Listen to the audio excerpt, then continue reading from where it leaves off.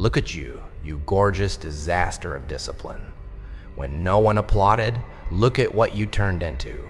Take a look at what you created when no one stayed. When the room got frigid, notice what sprouted inside of you. The calls ceased, the phony affection vanished, and those who had vowed to support you suddenly were very at ease observing your hardships from a safe distance. You're here now, still breathing, still in motion, still risky, and that's precisely what it's more than just your survival. Every day people manage to survive. Every day people drag themselves through suffering. That doesn't break them. The fact that you accomplished more than just survive is what breaks them. You adjusted, you become more intelligent, more chilly, more acute, more concentrated, more tooly, more skewed nut. More cultimal, less dependent. In the areas where emotion used to weaken you, become less. You become this kind of lack. You gave up the other that you gave up trying to win the devotion of those who would never pick you in the first place. You discovered how to succeed on your own somewhere in that quiet time when they were laughing, doubting, and secretly hoping you would remain perplexed. Because of this, they are unable to remain motionless, because the version of you that they relied upon, the insecure, preoccupied, broken, needing reassurance and constantly, am I enough, has vanished, buried. They are now facing someone they are unable to control in the same manner. For those who only felt powerful when they were lost, that is horrifying. Let's be honest. For one reason, a lot of people adored the previous version of you. Not because you were adorable, not because they were devoted, not because they were devoted, not because they were devoted. How simple it was to breed you. How simple it was to put you off. How simple it was to use you as a choice. How simple it was to return when their ego demanded attention. How simple it was for them to move around, like if your suffering were a background program on your phone, leaving you yearning for closure. They cherished your availability. Then you altered the game though. You ceased to reach, you gave up pursuing. You stopped sharing too much. When individuals profited from acting as though they couldn't recognize your worth, you stopped attempting to persuade them. And something bizarre occurred when you did it. You discovered power, not a phony power, not loud power, not quote power on social media, not witness my 10-minute brilliance before my private power crashes. Actual power, the power that is created in the shadows, the kind that results from sobbing while having no one to turn to. Nah, I'm not done. I'm not folding. I'm not letting this be the end of me. Is the kind of emotion you get when you sit on the edge of your bed, stare at the ceiling, and feel your heart rip through your chest. That decision changed everything. Because once someone learns to survive hell on their own, they become extremely difficult to intimidate. And that fact alone is poison to everyone who believed that they were the source of your strength. You see, they were all right when you needed help. When you were unsure, they were at ease. When you had self-doubt, they liked you more. When they thought your confidence was fleeting, they slept soundly. However, you suddenly act as though you know something they don't. Your quiet now carries weight. Your absence now has repercussions. Your eyes no longer look around the room for approval, because some people never wanted to walk with you.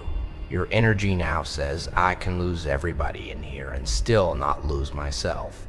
This energy destroys those who built their identities around being required by you. They desired possession.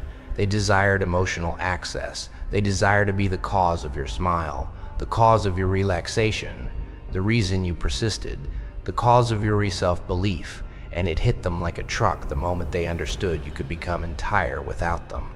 Because they now have to deal with the one thing that their ego finds difficult to accept.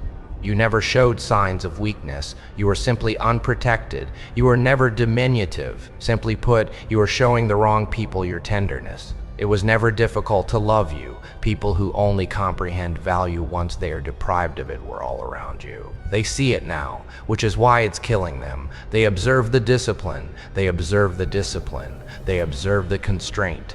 They perceive the glow that results from self-respect rather than attention. They can now see how you move. Nothing dramatic, no speeches, no phony tour of retaliation, just outcomes. And the outcomes are terrible. The outcomes are uncontested. The outcomes are terrible. The outcomes are uncontested. The outcomes don't beg. Paragraphs are not sent by results. Closure is not necessary for results. Results simply stand there breathing, flourishing, grinning a little differently, moving a little more slowly, appearing a little more expensive, speaking a little less, and meaning a lot more. It's difficult to witness that kind of change when someone believed they understood you, because at one point they had you figured out. They were aware of what set you off. They were aware of the harm that silence may cause. They were aware of the distance at which you would become anxious.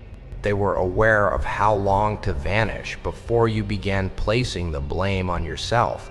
They were adept at staying in your life just long enough to prevent you from moving on completely. Eventually, their previous strategies ceased to be effective. The bait was sent by them. You refrained from biting. They had a chilly game. You maintained your composure. They fell silent. Your intent, not your speech, became more audible. They attempted to perplex you. You made it plain. They attempted to undermine your self-assurance. You constructed more. They anticipated that your heart would remain open indefinitely. The code was modified by you. That exact moment. At that point, the roles were reversed. Additionally, some people find the sound of the table spinning intolerable, particularly those who believe that your allegiance equaled unrestricted access, especially those who mistook your generosity for weakness. Particular, those who believed your patience was evidence that they could continue to manipulate your destiny. They are now forced to watch you grow into everything they secretly wished you wouldn't have the guts to become.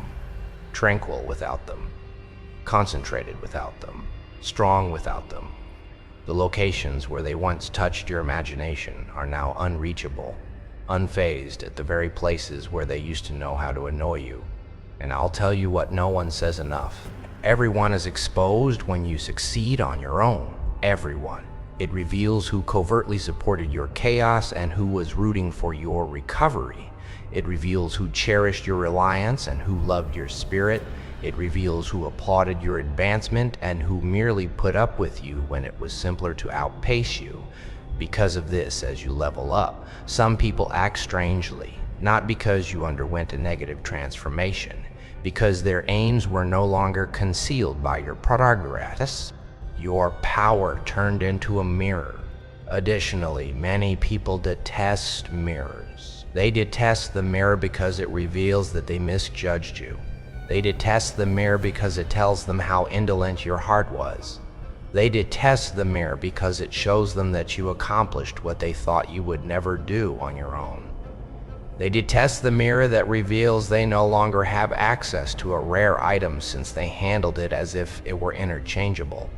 The part that even though they continued to play games, they were aware of your potential. Even though they knew there was a real one in front of them, they continued to act phony. They handled it like spare change, knowing that you trusted them. They now observe from a distance as your life begins to make meaning without them. They are now scrolling. They now make inquiries. They act as though they don't care anymore. They now behave casually. They now mentally rehearse little statements about how they have always known you have it. No, they didn't. They would have treated you differently if they had known. They would have safeguarded their possessions if they had known. If they had known, they wouldn't have gambled with your presence, as if you were simply another choice they might turn to in times of loneliness. No, they were unaware. And that ignorance is now tormenting them, because nothing hurts a careless person more than discovering too late that the person they used to play with is no longer replaceable. Give that some thought. Seeing yourself made you irreplaceable, not pleading to be noticed. That's how the change took place. Not after they expressed regret. Not when they returned. Not after receiving confirmation. Not when you were finally appreciated by someone else. When you grew weary, the transition took place. You feel exhausted. I'm exhausted. I'm so exhausted that I can't continue to bleed for those who claim to love me. I'm so exhausted that I can't continue to shrink so that others won't be afraid of my potential. I'm so tired of giving my tranquility to individuals who treat my allegiance like a limitless free trial. A person is changed by that kind of exhaustion. Monsters are created by that kind of fatigue. Silent monsters. Monsters were created by that kind of fatigue. Silent monsters. Monsters that do not pursue. Monsters without an explanation. Locking monsters. And everything changed once you locked in. It felt different in the mornings. Your standards have changed. Your routines changed. Your focus became costly. Your circle shrank. You began to find your excuses embarrassing. Instead of being comfortable, your old habits began to resemble traps. Your loneliness began to feel protective rather than punishing. There's grown anguish right there. That's mature fire right there. That's what happens when pain eventually teaches rather than merely causing pain. Because suffering may either make you exact or pitiful. It usually makes you feel pitiful at first. Let's be truthful. You have to replay everything at first, overanalyzing each text, reading it again every time, wondering what you could have done differently. I was wondering why you weren't sufficient. I'm curious as to why people can make promises for eternity while maintaining a straight face and then vanish as if the entire relationship never happened. It's an ugly stage. You are humbled by that stage. Your ego is stripped away. It makes you feel ashamed. It forces you to confront how much of yourself you entrusted to people who are incapable of holding anything sacred. However, pain may become accuracy if you endure it long enough, sit in that fire long enough, and stop numbing it long enough to learn from it. The power then returns when you stop asking questions like, why did they do that to me? And instead ask questions like, why did I ignore what was obvious? Why wasn't I enough? Why was I trying so hard to be enough for people who are never enough for me? How do I get them back? And what in me still believes I need people who fumbled me? Furthermore, your power doesn't return in a nice way after treachery. It returns hazardously, because you now possess understanding in your heart. Your instincts are now scarred. Your standards have teeth now. Your boundaries are now more than simply adorable little preferences that you share on social media. They are now the law. And even if you don't say anything, people can tell when you're no longer accessible for foolishness. When your energy stops bending, they sense it. When your quiet ceases to be painful, they sense it. It's a decision. They experience what it's like to finally acknowledge the harsh reality that peace must be preserved as if your life depended on it, that justice is not assured, and that closure is not due. Since it does, your tranquility is costly. Your attention is costly. Your attention is costly. The cost of your nervous system is high. Your future is costly. Don't give those items to folks who arrive with bad intentions. You were the only one who learned that lesson. No one supported you during that Madam Quake Fort. At 2 in the morning, nobody was present. When you had a heavy chest, you were not rescued from those spirals by anyone. No one was able to enter your head and save you from the conflict. That's what you did. You pulled yourself out of the shadows. With trembling hands, you restored your self-assurance. While life continued to toss you curveballs, you reassembled your identity. Even though it hurt, you grinned. When you were still feeling empty, you worked. For a while, every aspect of you wanted to vanish, yet you persisted. A person is affected by that level of bravery. You become sacrosanct as a result, not flawless, not impervious to attack, not in an artificially frigid manner, holy, because you now understand the price of being this version of yourself. Additionally, you cease offering discounts once you are aware of the price. That's another factor contributing to the way that it's not this version. You may guilt trip the previous version of yourself. This version stops, observes the deception, and continues to move. Even if your own soul was crying out for forgiveness, the previous version of you would have responded right away, over-explained, attempted to make everyone feel better, sought to maintain the relationship, and tried to fix the vibe. This is the variant that reads energy. This version recognizes consistency as a language. The person is aware that confusion is frequently the solution. Delayed respect is disrespect, as this version is aware. This version is aware that being selected later does not equate to being appropriately valued. The cost of that wisdom is high. Furthermore, pricey items don't beg to be purchased. Now consider the consequences for those who believe that time was on their side. They believe they may return at a later time. Believe that if you became sufficiently appealing, they would double back. Almost successfully, quite steadily, strangely enough. Enough to desire, they believed they could find the same access by spinning the block. However, you are no longer present. There's nowhere to go through that door. They moved out of that version, and when individuals realize they can't get through to the person who used to wait for them, they go crazy. That's the true nature of regret. Not merely guilt. Regret is the realization that, while you were busy acting as though you had forever, the bridge you believed would always exist burned down. You didn't simply break free from the previous cycle, you've outgrown it. You did more than simply recover, you changed. You didn't simply get better, you started to be picky. Additionally, it is revolutionary to be choosy in a world full of users, pretenders, attention-seeking energy leeches, and people who have false pretending, because the majority of people still strive to be liked, still attempting to blend in. I'm still trying to be chosen. I'm still attempting to be digestible.